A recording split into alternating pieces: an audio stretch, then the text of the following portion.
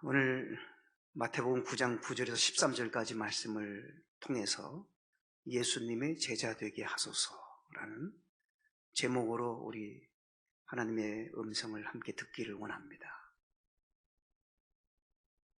여러분, 예수님의 제자란 어떤 사람이 예수님의 제자입니까? 국어사전으로 보니까요, 예수님께로부터 가르침을 받는 자다, 그렇게 되어 있습니다. 예수님께로부터 가르침을 받는 사람이 예수님의 제자입니다. 그런 의미에서 우리 모두는 예수님의 제자이죠. 우리는 예수님의 가르침을 받고자 늘 예수님의 음성에 귀를 기울이고 있습니다. 하라 하면 아멘 하고 하지 말라 하면 아멘 하고 하지 않는 우리들입니다.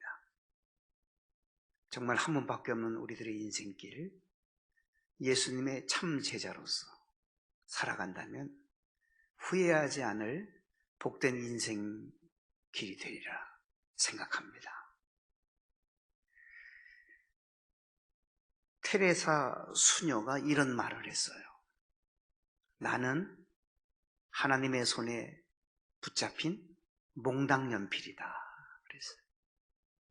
여러분, 몽당연필은 다 쓰고 남은 짧은 연필을 몽당연필이라고 하잖아요. 짧은 몽당연필, 보잘것없고 하찮은 것이지만 누구 손에 들렸느냐, 붙잡혔느냐에 따라서 달라지는 거죠. 시를 잘 쓰는 시인의 손에 그것이 붙들렸다면 시를 만드는 일에 도구로 쓸 것입니다. 시를 표현하는데, 화가에게 그 연필이 들렸다면 화폭의 아름다운 그림을 그려낼 것입니다. 소설가의 손에 그 몽당연필이 쥐어졌다면 아름다운 문장이 만들어질 것입니다. 아름다운 문학작품, 예술작품을 창조해낼 수 있을 것입니다. 그렇습니다. 누구 손에 쥐어졌느냐가 중요합니다. 내가 비록 몽당연필처럼 작고 하찮고 보잘것없다 할지라도 하나님의 손에 우리가 붙들린다면, 하나님의 손에 우리가 붙잡혔다면 우리의 인생은 놀라운 역사를 펼쳐낼 수 있을 것입니다. 예수님의 제자란 예수님께로부터 가르침을 받을 뿐만 아니라 하나님이 쓰시는 사람이 예수님의 제자입니다. 하나님의 손에 붙들려서 한평생 아름답게 쓰여지고 예수님께로부터 잘 가르침을 받을 수 있는 좋은 제자들이 다 되실 수 있기를 예수님의 이름으로 축복합니다. 오늘 본문 9절에 보면 예수님이 제자 한 사람을 부르시는 장면이 나옵니다. 그의 이름은 마태입니다. 예수께서 지나가시다가 세관 앞을 지나가시다가 마태라는 사람이 세관에 앉은 것을 보시고 나를 따르라 그렇게 말씀을 하셨습니다. 마태, 세관에 앉아있는 그랬는데, 이 앉아있는이라는 헬라어가 자리를 잘 잡았다 그런 뜻을 가지고 있는 단어예요. 마태는 세관에 앉아 있었는데 세관에 아주 자리를 잘 잡은 사람입니다. 그러니까 마태는 세리인 것이죠. 세리. 2000년 전에 세리가 어떤 사람이었습니까? 세리는 로마 정부가 쓰는 사람들이에요. 로마 정부를 대신해서 이 세리들이 유대인들에게 세금을 거둡니다. 그래서 일부는 로마 정부에다가 상납을 하고 일부는 세리들이 갖는, 편취하는 그런 일을 세리가 했습니다. 그래서 사람들이 세리를 일컬어서 면허증 가진 강도다, 그런 말을 했습니다. 매국노다. 세리를 욕하고 세리를 뒤에서 조롱하고 세리를 나쁘게 평가를 했습니다. 그러나 세리는 그 시대에 직업 중에 인기 직업이었습니다. 많은 돈을 만졌고 많은 돈을 자기가 가질 수가 있었습니다. 직업으로서는 아주 수입이 많은 직업이었어요. 그런데 오늘 본문에 보면 예수님이 세간에 앉아서 자리를 잘 잡고 있는 마태에게 나를 따르라 그러셨어요. 여러분, 그랬더니 세리 마태가 어떻게 했어요? 오늘 본문에 그 말씀에 순종했다고 말씀을 합니다. 예수님이 이왕이면 제자를 선택하실 때에 그 시대의 명문인 가말리엘 문화의 문화생들을 제자로 쓰였으면 어땠을까 하는 생각도 들어요. 랍비 학교의 수재들, 인재들을 좀 제자로 쓰셨으면 어땠을까 하는 생각을 해보게 되는데, 그런데 예수님은 어부들을 주로 쓰셨고 또 이 세리 마태를 부르셔서 쓰시는 거예요. 하나님의 어떤 섭리가 있을 것이라 생각을 합니다. 이 마태에게 있어서 얼른 볼 때에 장점이 무슨 장점이 있을까요? 세리니까 이 장부 적는 기술이 남보다 뛰어났을 거예요. 그래서 그런지 마태복음을 마태가 기록했거든요. 이 세리 마태가 기록했는데 얼마나 꼼꼼하게 잘 기록했는지 몰라요. 자기 마음대로 기록한 건 아닙니다. 자기 눈앞에 보여지는 모든 일들을 성령의 감동을 받아서 기록한 것이 마태복음입니다. 이 마태를 예수님이 부르셨어요.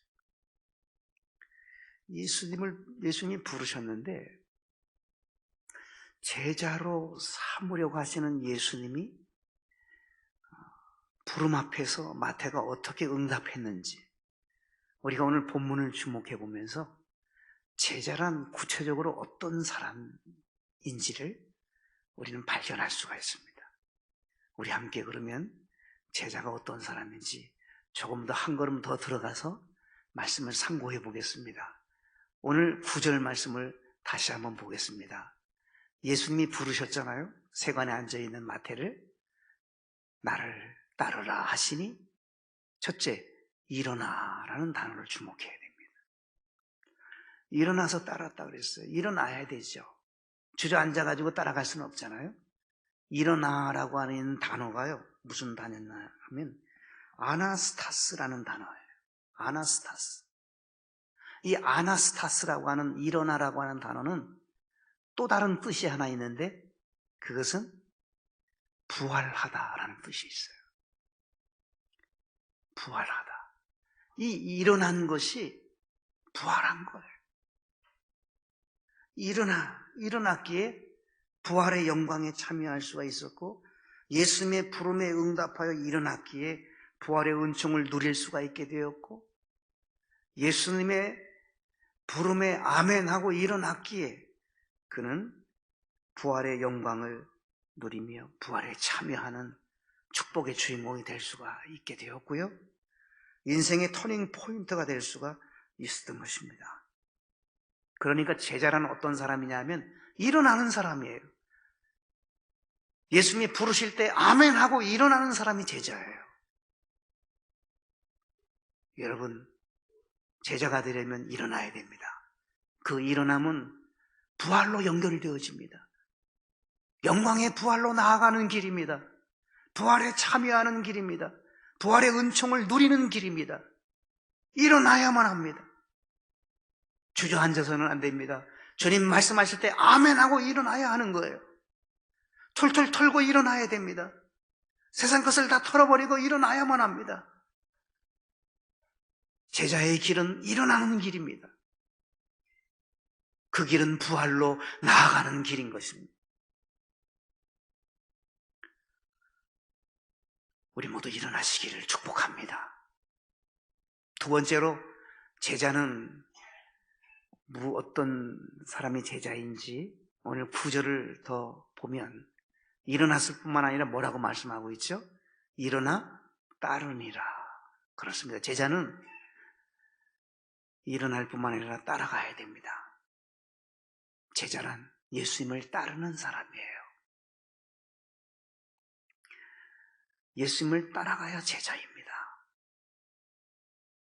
예수님은 예수님대로 가고 나는 내 마음대로 살아가면 제자가 아닙니다. 예수님이 기도의 자리로 나아가면 그 기도의 자리로 따라가야 됩니다. 예수님이 겟세마네 동산에 기도하러 가셨으면 기도하러 가야 되는 거예요. 기도의 자리는 응답의 자리죠. 응답의 자리로 가는 거예요. 기도하는 곳은 은혜의 자리입니다. 기도하면 위로가 임합니다. 위로의 자리입니다. 기쁨이 주어집니다. 기도할 때 그 기쁨의 자리에 예수님과 함께 따라가야만 합니다. 예수님은 기도하러 가시는데 당신만 기도하십시오 하고 예수님을 따르지 않으면 제자를 할 수 없는 거예요. 제자는 예수님 따라가는 사람이에요. 겟세마네 동산 기도의 동산만 따라가면 안 됩니다. 한 걸음 더 나아가서 팔복산에도 따라가야 됩니다. 하늘에 비밀을 알려주신 팔복산, 영적으로 더 깊어지는 그 자리에까지 따라가야 됩니다. 뿐만 아니라 변화산까지도 가야 됩니다. 예수님이 변화산에 올라갔을 때 따라가야 돼요. 예수님만 보였던 그 현장, 예수님만 보여야 됩니다. 여기가 좋사오냐고 고백했던 베드로의 고백처럼 그런 고백을 할 수 있는 자리까지 따라가야만 합니다. 변화를 입는 그러한 자리까지 예수님을 따라야 제자입니다. 뿐만 아니라 골고다 동산까지 따라야 제자입니다. 골고다 동산은 고난의 자리입니다. 고통의 현장입니다. 죽음의 자리입니다. 생명을 내어놓는 곳입니다. 예수님을 따라서 그곳까지 가야 제자입니다. 여러분, 고난의 현장이지만 그 고난 너머에는 부활이 있고 영광이 있잖아요. 예수님을 따르는 그 길은 고통과 역경과 환난과 풍파가 있고 죽음이 있고 참으로 어려운 길이지만 그 너머에는 회복이 있고 영광이 있고 부활이 있고 새 생명의 길이 있잖아요. 예수님을 따라야 됩니다. 예수님을 따르는 사람이 예수님의 제자예요. 이 설교를 준비하면서 제 입에서 잘 안 불렀던 찬송이 하나 나오더라고요. 주님만 따라갈래, 딴 데 가지 않을래. 주님만 따라갈래, 딴 데 가지 않을래. 50여 년 전에 교회 학교에서 배운 노래가 나도 모르게 입에서 나오더라고요. 교회 학교 교육이 얼마나 중요한지 다시 한번 생각해 봤어요. 평상시에 불러보지도 않았던 50여 년 전에 불렀던 그 노래가 나오더라니까요. 주님만 따라갈래, 딴 데 가지 않을래. 예수님의 제자는 주님만 따라가는 사람입니다. 예수님의 제자, 우리 모두 예수님의 제자로 예수님을 잘 따르실 수 있기를 축복합니다. 세 번째로 예수님의 제자는 구체적으로 어떤 사람이 예수님의 제자인지 10절은 우리에게 이렇게 말씀하고 있어요. 10절 말씀 보면 예수께서 마태의 집에 앉았어요. 예수님을 집에 모셨어요. 제자는 자기 집에 예수님을 모셔야 돼요. 가장 중요한 자리에 예수님을 앉혀드려야 돼요. 그리고 음식을 잡수시게 해야 됩니다. 예수님을 대접해 드려야 돼요. 그리고 많은 세리와 죄인들을 초청해서 예수님 앞에 세워드려야 됩니다. 이것이 제자입니다. 여러분, 제자는 예수님을 가정에 모셔야 돼요. 우리의 가정에 예수님이 계십니까? 우리의 가정에 예수님이 주인이십니까? 우리의 가정의 가장 중요한 자리에 예수님이 계십니까? 그러면 제자입니다. 그리고 예수님을 대접하십니까? 그러면 제자이죠. 예수님을 어떻게 대접해야 될까요? 예수님을 예수님으로 대접해야 돼요. 예수님을 우리가 구주라고 그러잖아요. 구주.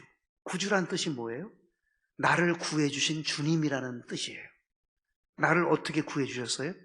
죄 가운데 놓여있던 나를 십자가에서 예수님이 다 처리하셔서 죄에서 우리가 벗어나도록, 죄에서 용서받도록, 죄와 상관없는 삶을 살아가도록 우리를 구해주셨죠. 저주받을 수 없는 밖에 없는 우리의 인생을 저주받는 인생이 아니라 축복받는 인생으로 바꿔주시고, 멸망받을 수밖에 없는 나를 영생의 길로 나를 이끌어주시고 구해주시고,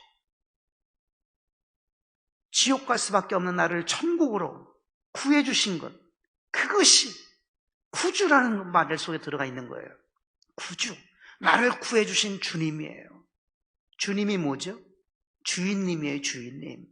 퀘리오스, 헬라어로 주인님. 예수님을 정말 주인님으로 모셨습니까? 내 인생의 가장 중요한 자리에 그분을 모셔야 주님인 거예요. 내가 무엇인가를 결정할 때에 최종 결제자를 예수님으로 세워드려야 예수님을 주인으로 모시는 거예요. 내 마음대로, 내 멋대로, 내 생각대로, 내 방법대로 삶을 살아가는 것은 예수님의 제자의 삶도 아니고 예수님을 주님으로 모신 사람이 아니에요. 최종 결제자는 그분이에요. 주님이에요. 주님에게 여쭤봐야 돼요. 주님의 지시를 받아야 돼요. 주님의 인도를 따라야 돼요. 그것이 예수님을 예수님으로 모셔드리는 거예요. 대접해드리는 거예요. 예수님을 음식을 지금 대접한다고 해서 음식을 예수님 잡수시겠습니까? 예수님을 구주로 대접해드려야 되는 거죠.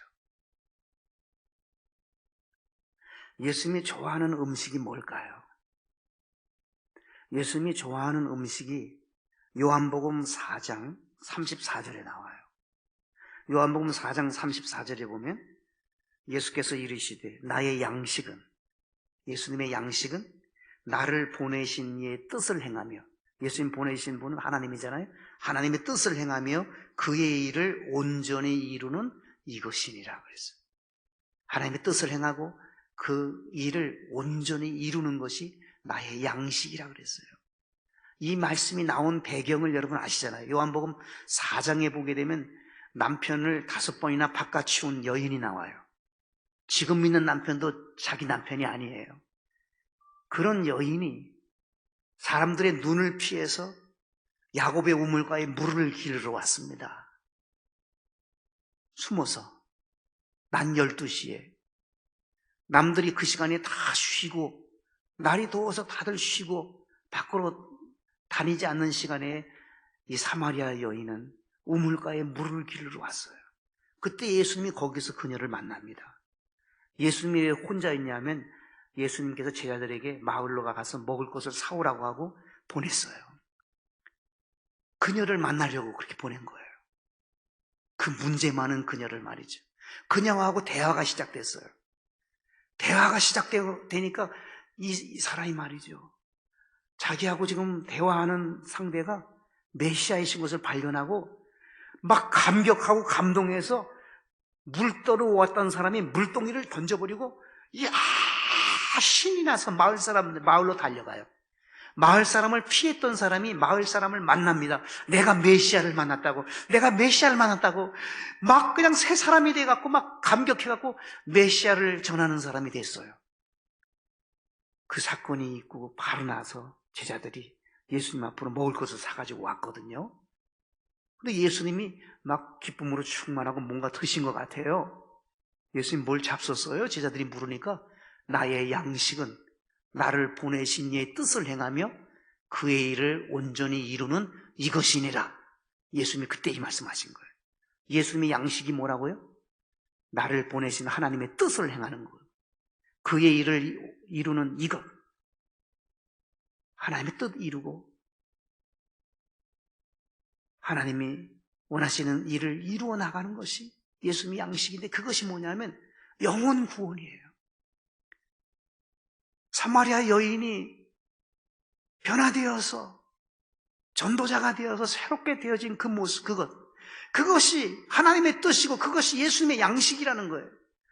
생명 살림, 영혼 구원, 잃은 양을 찾는 일이야말로 하나님의 뜻이며 예수님의 양식인 거예요. 예수님을 대접한다고 하는 것은 한 생명을 드리는 거예요. 한 영혼을 구해서 드리는 거예요. 예수님을 기쁘시게 해드릴 때 소를 잡아서 기쁘시게 해드리겠습니까, 여러분? 여러분, 무엇으로 기쁘시게 되겠습니까?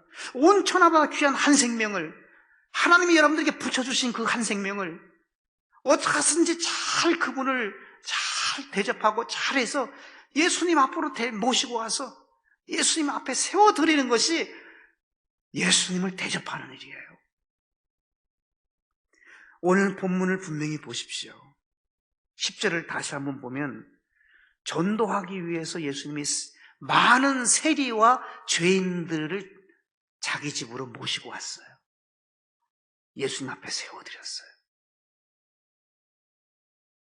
많은 세리들, 죄인들, 소외당한 사람들, 복음을 들어야 될 사람들, 이 땅에서는 손가락질을 받았지만 천국에 가야 될 그 사람들, 이 땅에서는 많은 사람이 인정해 주지는 않지만 천국에 꼭 가야 할 사람들을, 마태는 그들을 자기 집을 제공을 해서 자기 집을 개방을 해서 그들을 초청했어요. 마태는 자신의 불편을 감수한 거죠. 사생활 침해를 굉장히 민감해하는 것이 오늘날의 우리 모습이거든요. 집을 개방한다는 건 쉽지 않아요. 그런데 생명을 살리기 위해서 예수님을 모시고 그곳에 귀한 생명들을 이끌고 왔던 것입니다. 지극히 작은 자 하나에게 한 것이 곧 나에게 한 것이라고 예수님 말씀하셨고, 지극히 작은 자 하나에게 냉수 한 그릇 준 것, 그 상을 잃지 않을 것이라고 예수님 말씀했습니다. 마태는 예수님을 기쁘시게 해드렸습니다. 예수님의 제자, 삼을 만한 인물입니다. 우리도 예수님을 우리 가정의 주인으로 가장 중요한 곳에 모셔야 되고요. 예수님을 예수님으로 잘 대접해드려야 되고, 생명 살림을 위해서, 영혼 구원을 위해서 불편을 때로는 감수해야 됨을 오늘 성경은 우리에게 분명히 가르쳐줍니다. 그것이 제자의 길이라고 말씀하고 있습니다.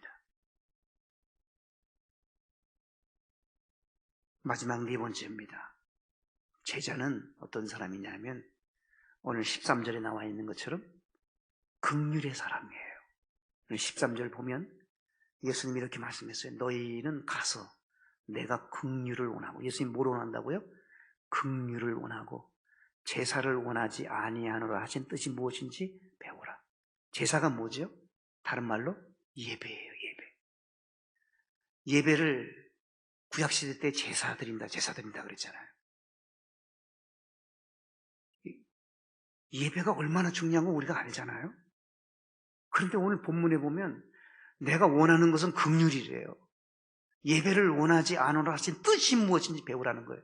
이거 잘 들어야 되고, 한 토막만 봐갖고 예수님이 예배를 원치 않는구나 그렇게 생각하면 무지한 사람인 거죠. 전체 맥락을 봐야 되는 거죠. 호세아 6장 6절 말씀을 인용한 건데, 예수님이 원하는 것은 예배보다도 더 높은 우선순위가 긍휼이라는 거예요. 긍휼이 그렇게 중요하다는 거예요. 긍휼의 마음을 품고 예배를 드려야 된다는 거죠. 그래야 하나님 받으시는 예배가 된다는 거죠. 긍휼히 여기지 않고 예배드리면 그 예배는 하나님 기뻐하지 않는 예배라는 거예요.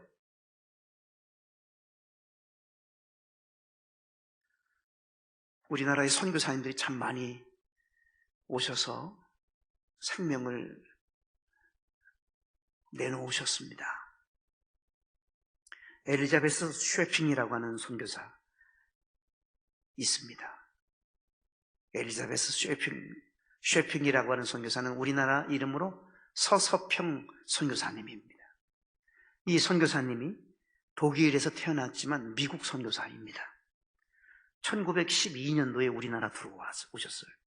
1912년도면 한일 합방이 있고 우리나라가 참 굉장히 암울한 시대였습니다. 암울한 시대에 이 서서평 선교사님이 오셨습니다. 미지의 나라 조선에 이 서서평 선교사님은 여자 선교사님인데 간호사 출신 선교사예요. 하나님이 보내서 이 조선 땅에 오셨습니다. 광주를 중심으로, 전라도 광주를 중심으로 해서 선교하셨는데 그때 도착했을 때 나이가 32살이었습니다. 32살부터 선교를 시작했는데 22년을 선교했어요. 혼자 처녀의 몸으로 22년을 선교했어요. 결혼도 하지 않고 22년 동안 선교했는데 22년 후에 54세에 그는 돌아가셨습니다. 그런데 병명이 뭐냐 하면요, 영양실조였습니다. 영양실조로 돌아가셨어요. 미국에서 공수가 많이 왔는데도 영양실조로 돌아가셨어요. 왜 그런가? 그분의 남긴 글에 보니까 이런 글이 있어요. 내일 나 먹기 위해서 준비한 것, 오늘 굶고 있는 사람을 그대로 볼 수가 없다. 내일 내가 먹어야 할 것 가지고 있었는데 오늘 굶고 있는 조선의 사람들을 그냥 두고 볼 수가 없어서 내가 먹어야 할 것을 못 본 척 할 수 없어서 갖다 줬다는 거예요.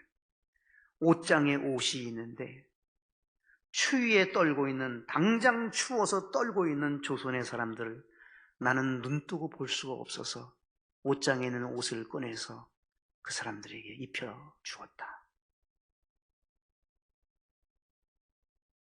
그녀의 마음엔 긍휼히 여기는 뜨거운 긍휼이 뜨겁게 끓어올랐던 것이죠. 대한간호사협회를 그분이 창설을 했습니다. 지금 대한간호사협회가 중요한 그 협회인데 그분이 만든 거예요. 간호사 출신 선교사이셨다.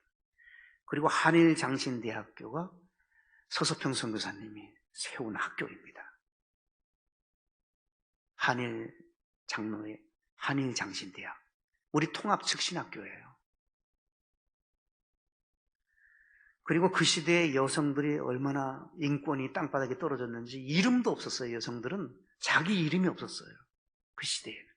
그래서 이 서서평 선교사님이 여성들의 이름을 다 지어주었고 여성 인권과 여성의 삶을 어떻게 살아가야 할 것인지 정신적인 지침을 주고 여성으로서, 기독 여성으로서 어떻게 살아야 할 것인지를 많이 깨우쳐준 사람이 이 서서평 선교사입니다.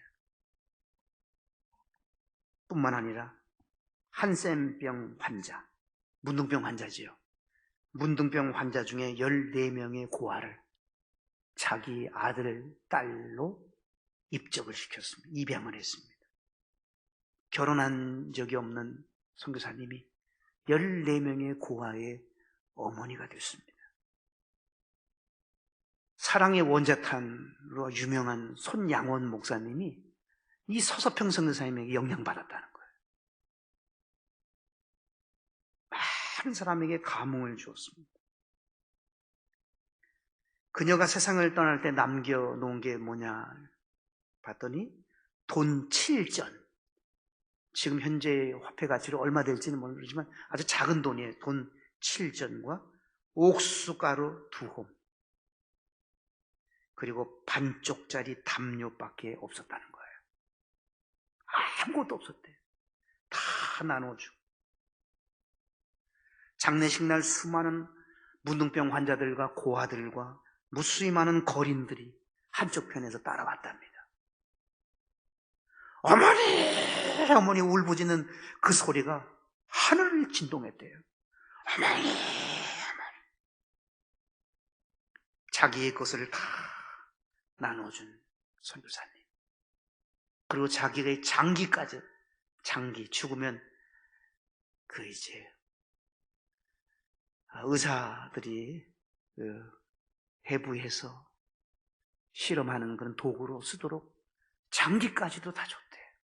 기증을 했대.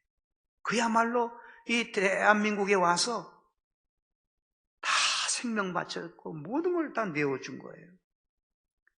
긍휼의 마음이 있었기에 가능했습니다. 긍휼이 없으면 그렇게 할 수 없어요. 긍휼이라는 단어는요, 상대방의 입장에 서서 체휼하다, 그런 뜻이에요. 헬라 원문이. 내가 저 사람의 입장에 대해서 저 사람의 상황을 내가 체휼하는,